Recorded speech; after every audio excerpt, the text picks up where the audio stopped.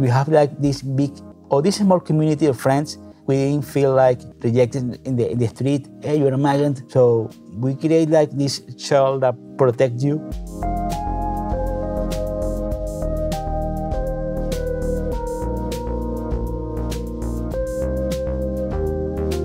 Hello, my name is Gabriel. I'm 43 years old. I'm from Venezuela. I came here to live in Spain with my family, specifically in Barcelona. I arrived here almost 3 years ago. I moved because the situation in Venezuela is a total crisis. We moved because my sister came here first to study and she fell in love with the country and she told us, okay, you need to come to live with me because here is better. Then my dad was sick, very, very sick, and the situation in Venezuela about the hospital was a total chaos. So my dad came here with my older sister for treatment. And then they said to me and my mom, okay, you need to come because the family needs to be together. And that's what happened. I fell in love with the city because it's all better. And I can find a lot of things that I didn't find in my country. Basic things about food, because we don't have that. And it was a little bit scary first because, okay, you need to change the way of you see things because for 43 years to live in one place and now you need to move and you need to change a lot of things. But when you adapt to that things, you say, okay, here is better to live here than live there.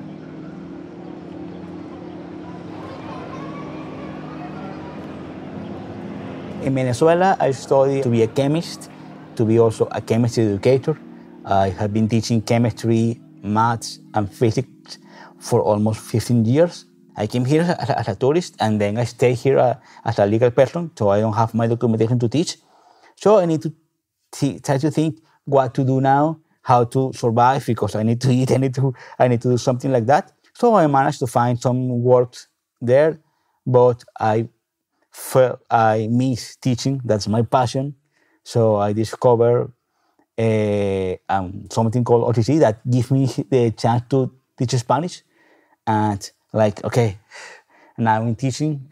I need to do that. OTC is an NGO called Open Cultural Center that's here in Barcelona and have also an office in Greece.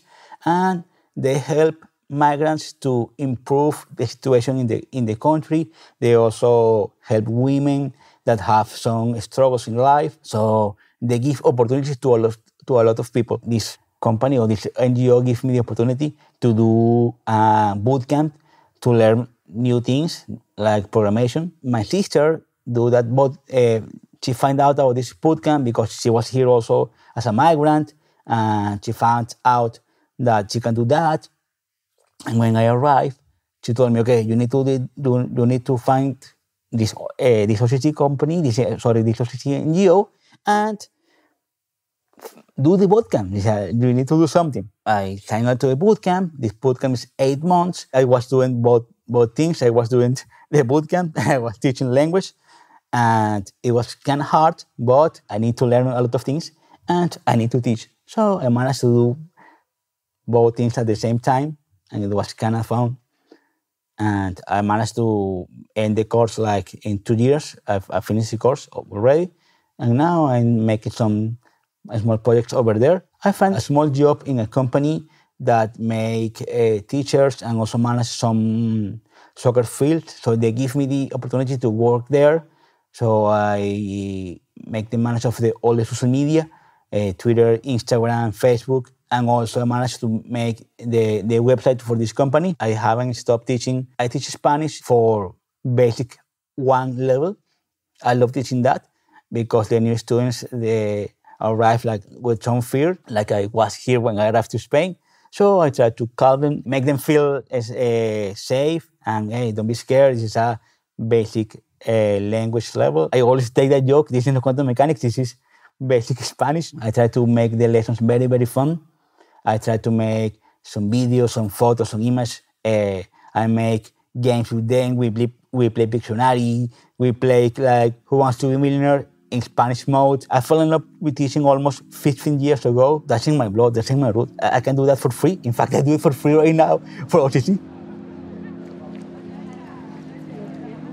We're arriving here to Open Cultural Center, or OCC, where I did the bootcamp, and also where I teach Spanish. And here is the place where I work. I can sit here and I can teach online to my students. Also, sometimes I say to my students, okay, if you want to come to the office, here we have this whiteboard, so we can play some games. I can create new ideas to teach. And the idea also is not to teach only online. If we are here, we can meet with the new people. Hi Clara, hola Clara, ¿cómo estás? Buenas tardes. Llegamos al 20, pero después del 20, after 20, we need to keep counting. And tenemos aquí los números, por ejemplo. They're also migrants, so I know the situations that they have, or maybe they have in the future.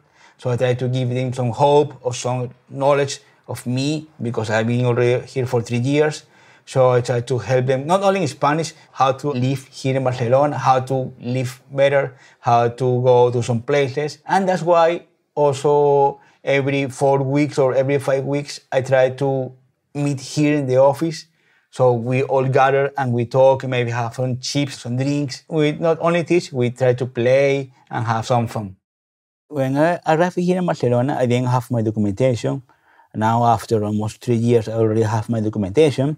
And now I can legally work, but I cannot work as a teacher, for example, in schools or universities, because here in Barcelona, all the schools are in Catalan. Maybe if I move to another city, maybe Madrid or Sevilla, I can work as a teacher there.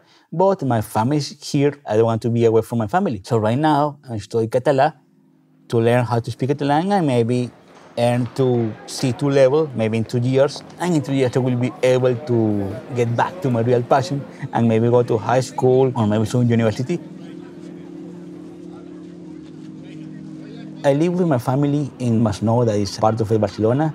It's near the beach, in a house that has 3 floors.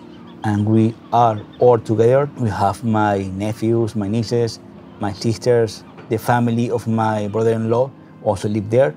So we are all together. So in the weekends, we try to share, we try to eat all together, to share experiences over the week. All together, life is a little bit easy.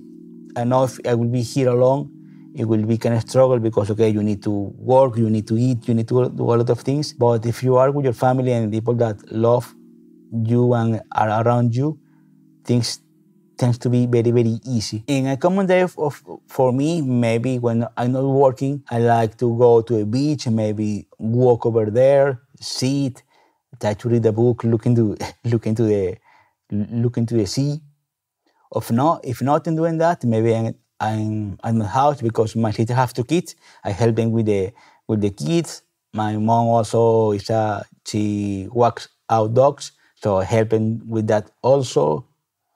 If I'm not doing that, maybe I try to cook something or go to the cinemas with some friends.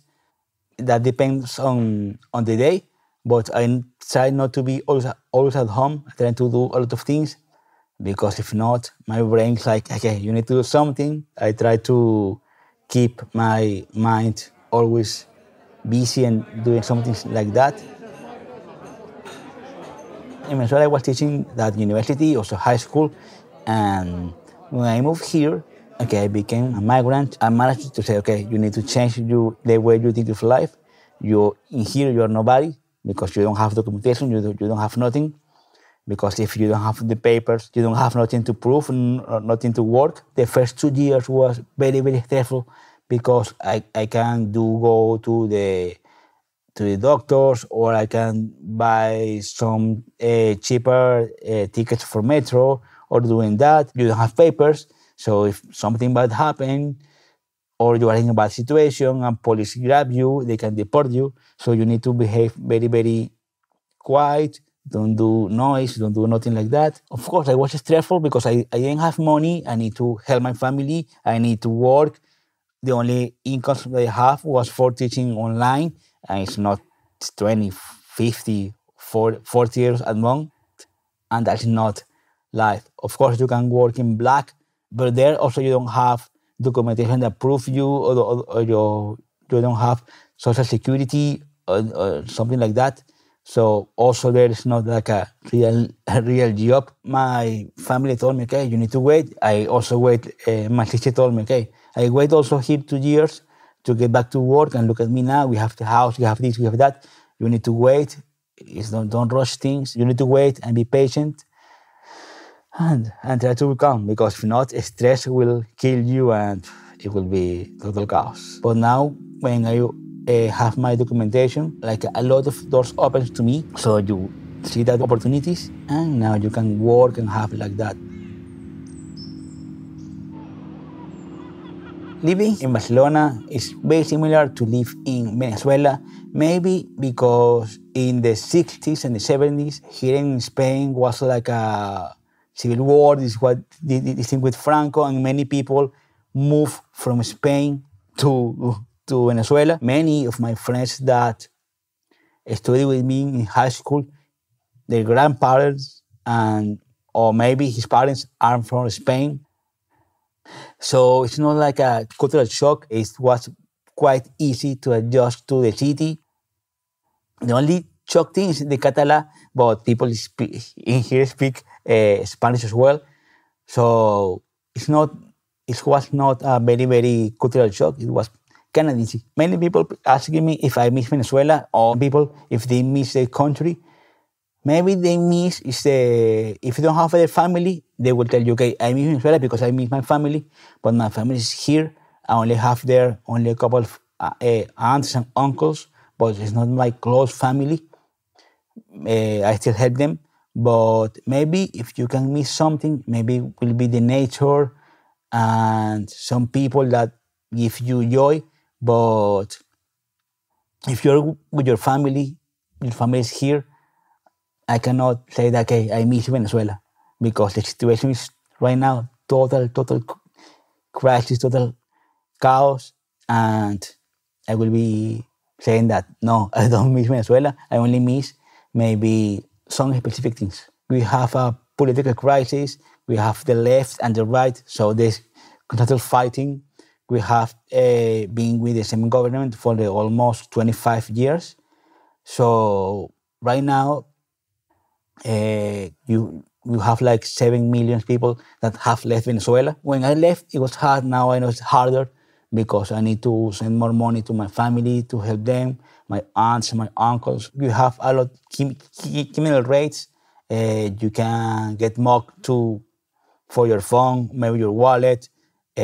Some people get killed for rob their phone, maybe the car. All my friends left the country. I didn't have any friends left in Venezuela. In fact, all my friends live all over around the world. Now, when I arrived to Barcelona, I have the opportunity to find my best friend. He was my neighborhood, and he lived with me for almost 35 years, and he moved to Barcelona. And when I arrived here, hey, it's like my big brother, and we walk and we kind of reconnect. We have a very, very big community of Venezuelan people that live here in Barcelona. So we can find stores where you can find all your typical food.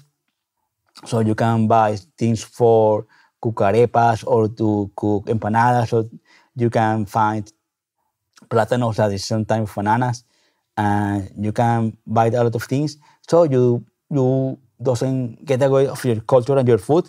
And still here you can eat all the same things that you eat over there. Sometimes you can have some like homesick, but homesick is about missing, maybe go to university, maybe to go to some places, and maybe you feel a little sad or doing that. When I do that, I try to go to the beach and try to calm, try to do maybe some meditation. I used to do yoga, but I haven't done that. But my brain, okay, I can breathe, I can relax, and I know all the things will be good. If I feel something like that, if I feel bad, I try to go to nature. Always go to nature and breathe, calm, and okay, everything will be fine. When I arrived here, I didn't know anybody except for my family, and I wanna kind of struggle to make new friends and meet new people. Basically, I arrived here in May, and in the end of June, I begin the bootcamp, and I there meet new friends, new people, and those people still with me right now. Those are my friends, And also it's like, maybe not family, but it's like a family of friends because I always help them when they need for me. I always there. They also are migrants, so we didn't have like we didn't feel bad because we all have the same situation. There are people from Pakistan, from Argentina, from Chile, from France, from United States. Also, they came here as a migrants. So we have like this big or this small community of friends, and we didn't feel like rejected in the street. Hey, you're a migrant. So we create like this shell that protects you. In the future, I imagine that I will be working maybe in high school, maybe in a university, maybe find the person that I want to spend the rest of my life with, that person to create a family, to have some kids in the future. But for do that, I need to have a steady job where I have a good income, where I can have a house to raise my family or my future family. But I want to create a family, be happy, be teaching, maybe create my small company where I can teach some students and not to be depending on something like our high school university. I think my project will be here in Spain. If I create a company that I can teach online, I can be worldwide, but I imagine to stay here in Spain. I want to travel, maybe go to France, maybe go to Germany. I want to go to Russia because that's my dream, always have been my dream. I want to go to Russia, travel around Europe and meet these new countries and have new experience.